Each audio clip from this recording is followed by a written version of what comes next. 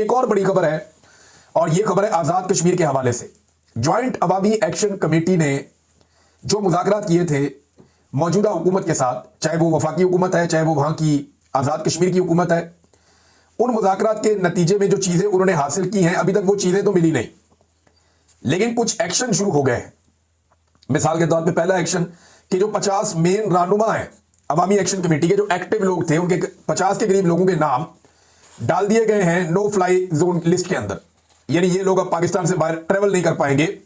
Airport से किसी जहाज में बैठ के चाहे उमरा करना है, चाहे उन्हें हज पे जाना है, चाहे उन्हें बाहर किसी और मुल्क में जाना है, ये लोग अब पाकिस्तान से बाहर ट्रेवल नहीं कर पाएंगे। इनके नाम एजेंसियों ने डलवा दिए हैं वजारत दाखिला के जरिए से नो फ्लाई लिस्ट के अंदर। तो अब ये लोग जो है वो ट्रेवल नहीं कर पाएंगे। पहला कदम तो ये उठाया गया, लेकिन हैरत की बात है कि इनमें से कोई भी बाहर जाना भी नहीं चाहता। मेरी जब इन लोगों से बात होती है वो कहते हैं जी हम बाहर जा ही नहीं सकते, हमारे पास इतने पैसे ही नहीं है। यानी एक की किताबों की दुकान है, उसका सीजन लगता ही तब है जब बच्चों के स्कूल खुलते हैं, नई क्लासेस आती हैं। एक जो है वो उसका वो तारों का काम करता है, जो इंटरनेट की तारें होती हैं वो ये डालता है। ये लीडर्स हैं, मैं आपको बता रहा हूं। एक और जो है उसकी कोई और बेकरी है। यानी ये सारे दुकानदार हैं, ताजिर है, कोई इधर मोहल्ले में, कोई उधर रहता है, कोई छोटा मोटा काम करता है। इस तरह के लोग हैं जो सारे लीडर है अवामी एक्शन कमेटी के।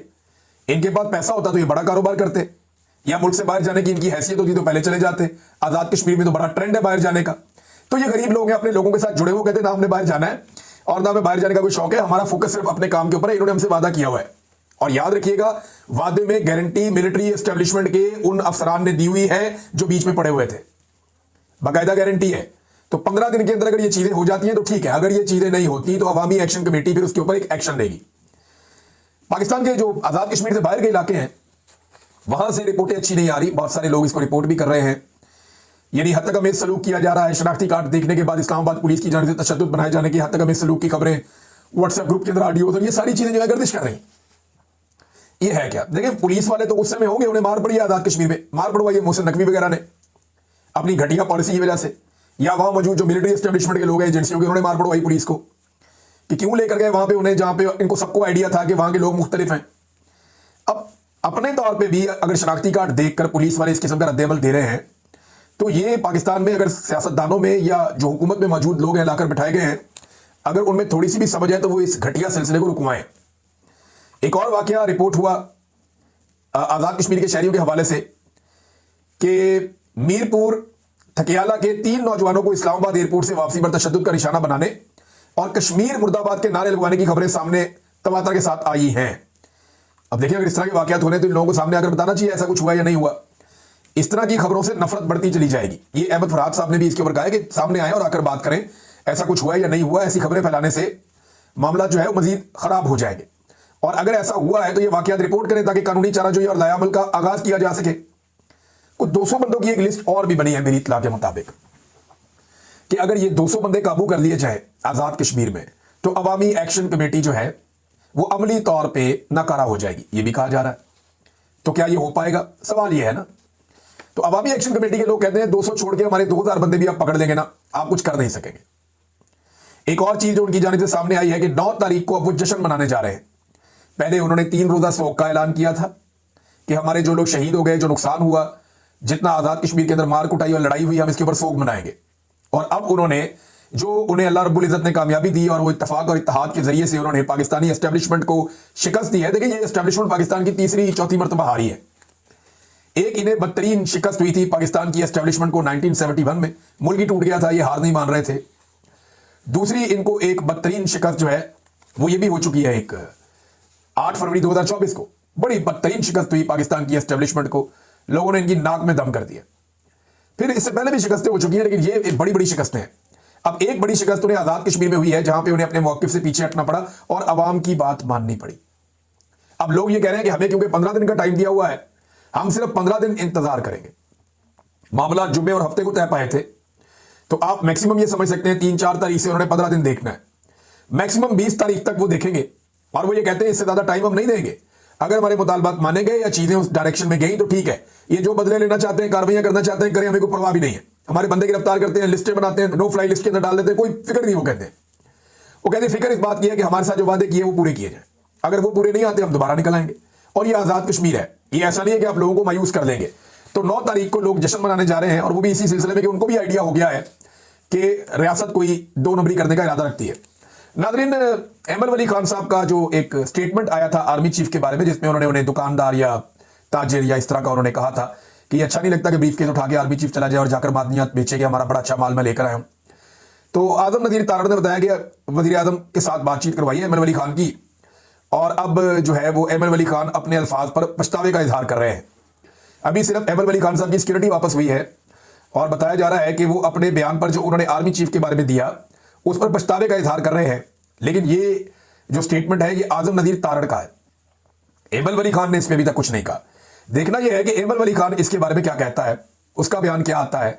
क्या वो भी यही कहता है कि जी मैं पछता रहा हूं जो मैंने आर्मी चीफ के बारे में कहा, तो फिर लोग अहमद वली खान पे उंगली उठाकर कहेंगे कि तेरी सिक्योरिटी वापस ली और तेरा स्टेटमेंट ही बदल गया, तो ये एक कमजोरी सामने आ जाएगी।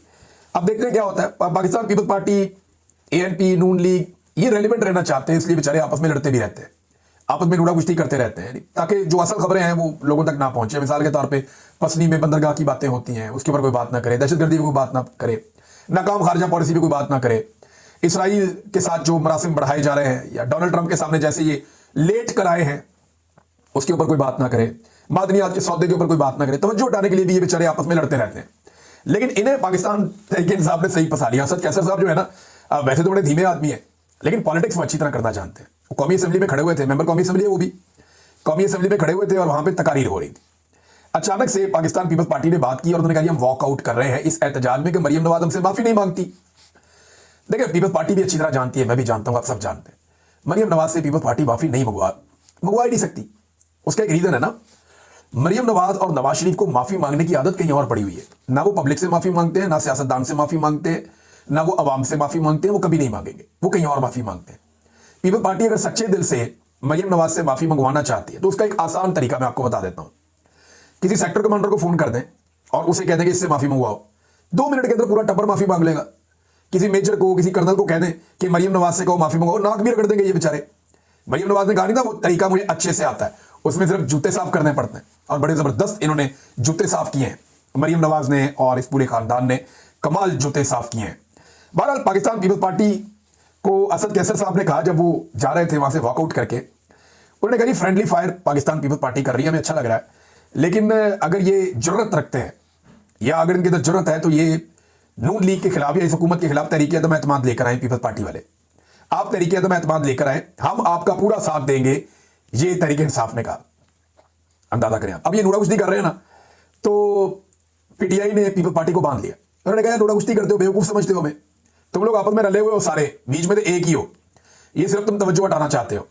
अगर तुम बिल्कुल तुम्हारी नीयत ठीक है तो अदम एतमाद की तहरीक लेकर आओ, तुम अदम एतमाद की तहरीक लेकर आओ, हम तुम्हारा साथ देंगे, इनकी हुकूमत गिर जाएगी, इनके 14 तबक रोशन हो जाएंगे, इनकी तबीयत साफ हो जाएगी। ये बात जो है वो कही असद कैसर साहब ने, इसका कोई पीपल्स पार्टी ने जवाब नहीं दिया, बल्कि मुंह नीचे करके शर्मिंदा होकर वो बाहर निकल गया। नाज़रीन, शहबाज शरीफ साहब मलेशिया पहुंच गया, आपको पता है वो एक के बाद एक ट्रैवल कर रहे हैं, और मलेशिया में जो उनका दौरा है उसके हवाले से ये अता तारड़ ने एक ट्वीट भी किया और बड़ा जबरदस्त ट्वीट किया। अता तारड़ ने बताया जनाब बड़ी कामयाबियां मिल रही हैं, $2 करोड़ का, 20 मिलियन 2 करोड़ होता है, $2 करोड़ का हम एक्सपोर्ट करेंगे, $20 मिलियन, $2 करोड़ का हम गोश्त एक्सपोर्ट करेंगे। किसे? $2 करोड़ का किसे एक्सपोर्ट करेंगे? मलेशिया को। लेकिन मैं हैरान होता हूं कि जो पाकिस्तान का इन्होंने खसारा कम करके दिखाया वो $11 अरब का है, $11 अरब, और ये $2 करोड़ के लिए वज़ीर आज़म जनाब ट्रैवल करता फिर रहा, कभी इधर कभी उधर कभी उधर। जितने का तो ये गोश्त एक्सपोर्ट नहीं करेंगे जितना खर्चा वज़ीर आज़म अपने दौरों पे कर देता है।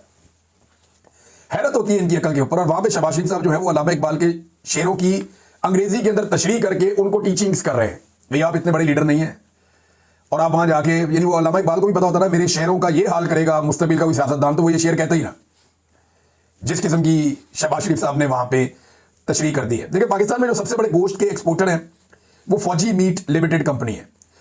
अब हर चीज के अंदर देखें ना, खाद सबसे ज्यादा फौज बनाती है, बहुत सारी चीजें फौज बनाती है, दूध सबसे बड़ी प्रोडक्शन जो है वो फौज की है। फिर इसके अलावा जो है वो आपका जो बेशुमार रेजिडेंशियल सोसाइटीज में सबसे बड़ा कारोबार फौज का है। फिर मीट, फौजी मीट, ये कारोबार भी सबसे बड़ा फौज का है, सबसे बड़ी एक्सपोर्टर फौज है, फौजी लिमिटेड कंपनी है। और पाकिस्तान से गोश्त बरामद करते हैं ये बाहर मुल्कों में, 22 मुल्कों को ये गोश्त भेजते हैं। और ये माजिद निजामी साहब ने ये खबर भी दी है कि 22 मुल्कों को ये गोश्त प्रोसेस करके भिजवाते हैं, जिनमें मलेशिया ऑलरेडी शामिल है। अब ये 2 करोड़ का गोश्त, $2 करोड़ का गोश्त शायद वो पहले से मंगाते हैं, उसी को उन्होंने रिन्यू करके कह दिया जी हम आपसे मंगवाएंगे और शहबाज शरीफ के खाते में डाल दिया है। और अगर ये कोई नया मुआहदा है तो देखने में सिविलियंस को बेचारों को कितना हिस्सा मिलता है। ज्यादातर तो इन चीजों में से हिस्सा जो फौज की कंपनी है वही ले जाती है और वही सबसे बड़े एक्सपोर्टर हैं गोश्त के। और तवज्जो इनका जो है वो नॉर्मली रहती है पाकिस्तान तहरीक इंसाफ की तरफ। अब पिछले 3-3.5 साल से हमेशा ये देखते हैं कि कोई पॉलिटिकल मुखालिफ इनका जिंदा ना रहे, सांस ना ले, इसको मारो, जो इनकी बात करे उसको दीवार के साथ लगा दो। अब इस्लामाबाद में टीटीपी का झंडा नजर आ रहा है, कोसार का इलाका, वो मेन एरिया इस्लामाबाद का, टीटीपी का झंडा वहां पे नजर आ रहा है। पाकिस्तान तहरीक इंसाफ का झंडा होता तो आप एक्शन देखते पुलिस के, आप पुलिस की दौड़ें चेक करते। अगर ये कोई पाकिस्तान तहरीक इंसाफ का झंडा होता तो लॉ इन्फोर्समेंट तबाही फेर देती। लेकिन तहरीक इंसाफ के बाहर इन्हें नजर कुछ नहीं आता ना, तो अब ये तहरीक तालिबान पाकिस्तान का झंडा इस्लामाबाद के अंदर लगा हुआ है। ये इनके हालात हैं। नाज़रीन, इसराइल ने मजीद 171 अरकान को डिपोर्ट कर दिया है जो समूद फ्लोटिला की कश्तियों के ऊपर बैठकर पहुंचे थे गाजा, और उन्हें इसराइल ने गिरफ्तार किया था। अब उनमें से 171 अरकान को डिपोर्ट मजीद कर दिया गया है, लेकिन सेनेटर मुश्ताक अभी तक रिहा होने वालों में शामिल नहीं है। ये इंतहाई अफसोसनाक सूरत हाल है नाज़रीन, और उनकी अपनी जमात भी बदकिस्मती से उनके लिए आवाज़ नहीं उठा रही और बात करने के लिए तैयार नहीं है। ऐसा लगता है कि हाफिज नईमुर रहमान साहब जो है शायद कोई जेलसी है उनके अंदर, या वो इंतजार कर रहे हैं कि ये वापस आएंगे तो क्रेडिट मैं लूंगा, या ये आदमी मेरे से आगे कैसे निकल गया। क्योंकि सेनेटर मुश्ताक ने अपने मौक़िफ़ से लोगों को अपना गर्विदा कर दिया है। जमात इस्लामी में लोगों की बहुत बड़ी तादाद जो है वो उनको अब चाहती है, उनसे प्यार करती है। मसला यह है कि जमात इस्लामी अपनी क़यादत हमेशा उसी को देती है जो एस्टेब्लिशमेंट के बहुत करीब होता है। वो एस्टेब्लिशमेंट से अपने आप को दूर करना नहीं चाहती जमात इस्लामी, वो एस्टेब्लिशमेंट की छत्तर छाया में हमेशा रहना चाहते हैं। और अभी जो हाफिज नईमुर रहमान साहब है वो भी इसी रास्ते पर चल रहे हैं। यानी जेल में बैठे हुए इमरान खान पे वो तनकीद करते हैं कि ट्वीट नहीं आया। लोगों ने ट्वीटें निकाल के सामने रख दी कि जनाब ये सारी इमरान खान की ट्वीट है, पढ़ लो, अगर तसल्ली नहीं हुई तो और भेज देते हैं। लेकिन नईमुर रहमान साहब ने बात नहीं की सेनेटर मुश्ताक साहब के लिए जिस तरह बात करनी चाहिए थी, भरपूर बात करनी चाहिए थी। हुकूमत पाकिस्तान को यकीनी बनाना चाहिए कि जितनी जल्दी हो सके सेनेटर मुश्ताक वापस आए पाकिस्तान। और एक आखिरी नाज़रीन खबर है, बड़ी इंटरेस्टिंग है। ये एक लेटर आया हुआ है और ये लेटर लिखा है जनाब chief justice Islamabad high court को, जनाब मोहतरम जस्टिस सरदार इसहाक खान साहब ने। ये बड़ा इंटरेस्टिंग लेटर है। वो कहते हैं जी कि अच्छा, मैं ये आपको इसलिए बता रहा हूँ कि इसमें उन्होंने एक ऐसा हवाला दिया है कि उड़ा के रख दिया जस्टिस डोगर को और उनकी क्रेडिबिलिटी को। उन्होंने कहा कि जस्टिस मोहसिन अख्तर कियानी और जस्टिस सिमन रफत इम्तियाज की इख्तलाफी तहरीर, आगे उन्होंने हवाला दिया हुआ है, इसको पढ़ने का मुझे एजाज हुआ। मैं उनकी इख्तलाफी राय से भरपूर इत्तफाक करता हूँ और चूंकि वो मुतअद्दिल तहरीरी आरा मेरी वजूहात इख्तलाफ का तकरीबन अहाता करती हैं, लिहाजा मैं इन सब निकात पर एक इजाफी नोट लिखने की जरूरत महसूस ना करता, लेकिन एक इजाफी मुशाहिदे का जिक्र करना चाहता हूँ। मुशाहिदा जो है बड़ा जबरदस्त है। उन्होंने कहा दुनिया में मसनूई जहानत यानी आर्टिफिशियल इंटेलिजेंस का अदलिया में इस्तेमाल जो है इसके हवाले से बहस हो रही है कि आर्टिफिशियल इंटेलिजेंस के जरिए से फैसले करवाए जाएं और उसके अंदर फैसले डाल दिए जाए। लेकिन इसके मुखालिफिन ये कहते हैं कि क्योंकि मसनूई जहानत ये प्रोग्रामेबल होती है कि इसको बनाया जाता है बाकायदा, इसलिए जो रोबोट कुर्सी इंसाफ पर बिठाए जाएंगे वो प्रोग्रामर्स के मरहूने मिन्नत होंगे। यानी जो प्रोग्रामर उस रिपोर्ट को जिस तरीके से तैयार करेगा उस रिपोर्ट को, वो रिपोर्ट वैसे ही फैसले देगा।